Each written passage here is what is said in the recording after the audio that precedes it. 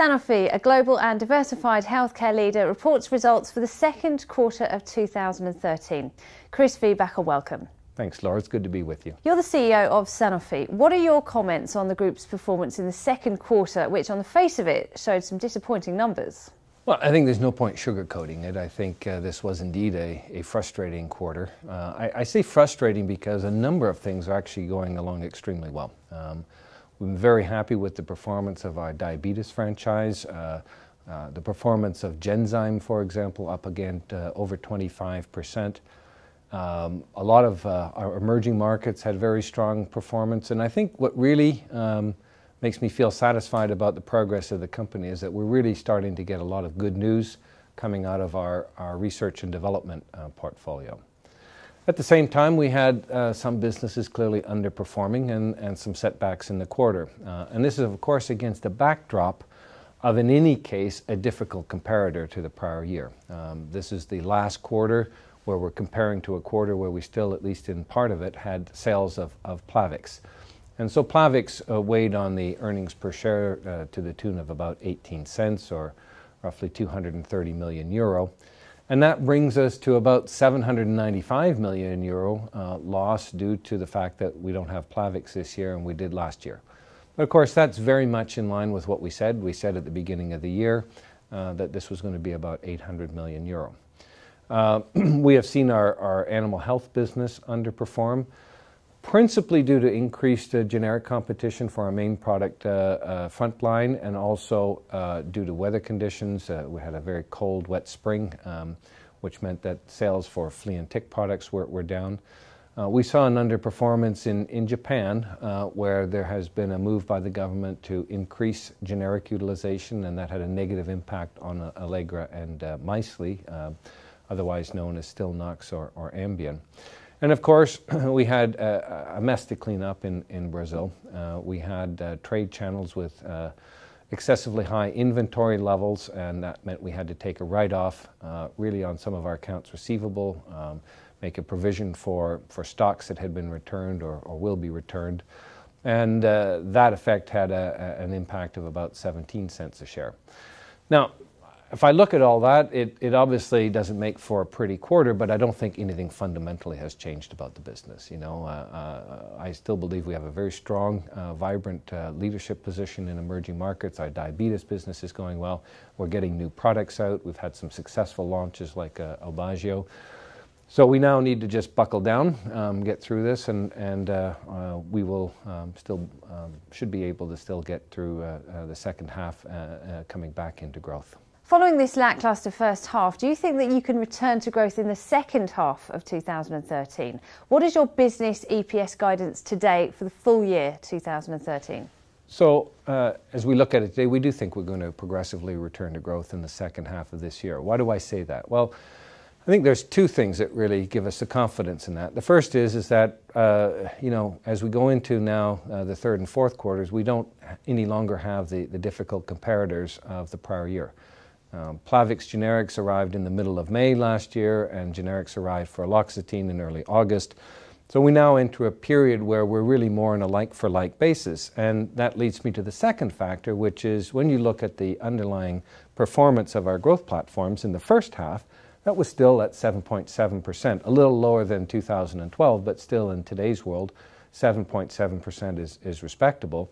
And that's what I think will carry us through. Now, given the underperformance and given the need to clean up our situation in Brazil, we're not going to be able to compensate for all of that underperformance that occurred in the first half, and therefore we are lowering our outlook for the year. We now expect a decrease in profits of between 7 and 10% on an earnings per share constant exchange rate basis. How does your adjusted guidance affect your policy of return to shareholders? Our policy continues to be to look for ways to return to shareholders either through buybacks or through dividends. The dividend has been a very robust part of the value proposition of our shares and continues to be. We establish a target for the payment of the dividend for 2013 next year of 50% of business earnings per share. We're still on track to do that. We also have always said that we're going to be opportunistic on buybacks, and in fact we have been. In the first half of this year, We bought back about 890 million euro worth of shares. That's more than we bought back in all of 2012. So our view is that we want to keep a net debt minimum of about 10 billion euro. That's about where we are at the end of June. And of course, we continue to look at that through the years. But really, the results of this year don't affect the longer-term outlook of the company, and therefore not our policy on shareholder returns either. What is your confidence in your diabetes portfolio based on the latest results for your new glargine formulation, U300, and the recent setbacks of your competition? Well, when we first look at what are the current results, I think we're very satisfied. We've had the 10th consecutive quarter of double-digit growth. Our diabetes franchise is up over 16%, and Lantus is up over 17%. Conversion to SoloStar is now above 56% in the United States. So, you know, the underlying performance is very strong, and we expect that to continue, and especially the delay of degludec will mean that is even more likely to continue. Apidra up 25%, and this is a good bounce back from some of our supply issues.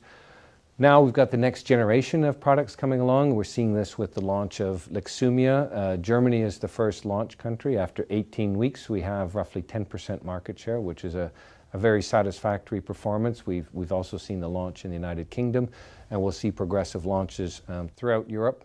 Interestingly, we've had the launch in Japan. Very unusual to see the launch of a product in Japan before the United States, and so that's an opportunity to really get Luxumia rolled out globally. And of course, the file is with the FDA, and we have an action date in the fourth quarter. So Luxumia is here and now, and it's rolling out. And then the next generation insulin product, our new glargine formulation, I think is very exciting. This has a much flatter profile, true 24-hour coverage. And so for us, this will be the next generation of growth in continuing our franchise, really starting from 2015 onwards. So we really are looking forward to a next generation of growth with U300. Growth of your vaccines business was somewhat held back by production issues. How is this resolving? Well, first of all, anytime you talk about vaccines, quarter-on-quarter comparisons are a little tricky because there's often phasing issues. In the first half of the year, you've got the sales of flu to the southern hemisphere. In the second half of the year, sales of flu to the northern hemisphere. What I think is important is to look at the first half, where the sales grew at 7%. In this particular year, we had more sales of flu in the first quarter than the second quarter, which was the reverse last year. So the quarter-on-quarter performance isn't really meaningful. Menactra was also affected by phasing of some government orders. Now, we are facing some supply constraints, as we've said in previous quarters, really on Pentacel. We expect to progressively return to full supply over the second half of this year. In the meantime, sales of Pentaxim in emerging markets in particular have been able to compensate for the lower sales of Pentacel. Can you confirm that Genzyme is gaining market share against the competition in rare diseases? Are you satisfied by your progress in the multiple sclerosis space? The Genzyme is performing extremely well. It's very gratifying to see that, you know, after last year where we were able to reestablish full production, now you really see Genzyme hitting its stride, and you're really seeing a strong performance even against the competition in the marketplace. Rare diseases were up over 17%, Cerezyme up 18%, Fabrazyme up 24%, Myozyme up 15%. So these are very strong performances, which really says to me that the Genzyme brand, the Genzyme patient orientation is really helping it and hasn't been affected by the former supply issues. So that's an extremely strong performance. And the other part I'm very satisfied about is seeing the launch of products now in multiple sclerosis. You know, when we created Genzyme, I wanted to put multiple sclerosis in with Genzyme because of that very strong patient orientation. And multiple sclerosis is one of those disease areas where you really have to think about patient needs, and Genzyme's very strong in that. What you see actually is, I think, a real revolution in the MS market. You know, if I had been sitting here a year ago, would have said, you know, 80% of the market is actually sitting there with interferon, and only 20% is in Tysabri, and the only oral at that point, which was Gilenya. Well, in addition to Gilenya, we've come and launched Aubagio, and in the meantime, Biogen has launched a product. And what we're seeing is actually that this is the first time that the interferons have really been challenged. And so now, new patients are roughly a third going on to orals. And this is a major shift in this marketplace that we haven't seen over the last decade. Aubagio is doing extremely well and better than expectations in this space. I think where Aubagio wins over time is the fact that this is a product that has an extremely strong safety profile. When people are moving to oral therapy, they're looking for efficacy. But, especially early on in therapy, people don't want to give up too much on safety. Very often, physicians are naturally cautious about new medicines. But the fact of looking at Aubagio's safety profile means that I think it gains a nice patient share. It's a tough competition against Gilenya and Tecfidera, but Aubagio is really doing well in its area. And now we have an opportunity also to launch Lemtrada. We've had a CHMP approval of both Aubagio and Lemtrada in Europe. So we will see a progressive rollout in Europe, and we expect an FDA decision on Lemtrada also later in the year. What is your update on the growth of your animal health business? How fierce is the competition on your main animal health product, Frontline? So, Frontline hasn't had patent coverage now for 4 years, and I think there's been a very strong effort by the team to maintain market share against a lot of generic competition, a lot of private label brands in this space.